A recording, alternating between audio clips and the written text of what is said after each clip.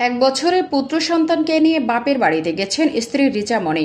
গত 3 দিন ধরে একাধিক ফোন করেও রিসিভ না করায় স্ত্রী ধরে নেন রাগ করে হয়তো ধরছে না ফোন। 3 দিন পর পুলিশের ফোন পেয়ে জানতে পারেন নিজের রুমের মধ্যে মারা গেছেন তার স্বামী হাবিবুর রহমান। শুক্রবার 21 ফেব্রুয়ারি দুপুরে চট্টগ্রামের আনোয়ারার বৈরাগ ইউনিয়নের 7 নং ward China economic zone gate সংলগ্ন হামিদুর রহমান ম্যানশন নামের একটি ভবনের 2য় তলায় একটি কক্ষ থেকে লাশটি উদ্ধার করে পুলিশ। স্থানীয় থানা পুলিশ জানায়, স্ত্রীর সন্তান নিয়ে চায়না ইকোনমিক জোন গেট সংলগ্ন হামিদুর রহমান ম্যানশনের একটি ভবনের 2য় তলায় একটি কক্ষে থাকতেন কুষ্টিয়া জেলার বাসিন্দা হাবিবুর রহমান। বর্তমানে ভবন নির্মাণের ঠিকাদারি করতেন। শুক্রবার তার কক্ষ থেকে গন্ধ বের হলে বাড়ির মালিক ও স্থানীয়রা পুলিশকে খবর দেয়।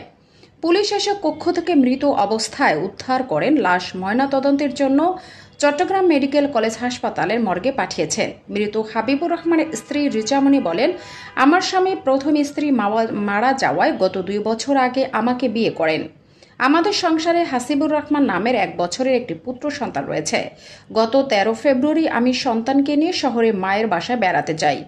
আমাদের সর্বশেষ কথা হয়েছিল 19 ফেব্রুয়ারি। এরপর থেকে তার মোবাইল একাধিকবার কল দিয়েছি, ধরেনি। আমি মনে করেছিলাম রাগ করে হয়তো ফোন ধরছে না, কিন্তু আজ দুপুরে পুলিশ ফোনে জানান আমার স্বামী মারা গেছেন। তিনি আরও বলেন, তিনি হৃদরোগে অসুস্থ ছিল। ঘরের ভেতরে খাটের উপর মৃত অবস্থায় উদ্ধার করে লাশ। আনোয়ারা থানার ভারপ্রাপ্ত কর্মকর্তা ওসি মোহাম্মদ মনির হোসেন বলেন, নিহত হাবিবুর রহমান একজন অবসরপ্রাপ্ত সেনা সদস্য। ধারণা করা হচ্ছে 2-3 দিন আগে তিনি হৃদরোগে আক্রান্ত হয়ে মারা গেছেন। পরবর্তী আইনগত ব্যবস্থা নেওয়া হচ্ছে।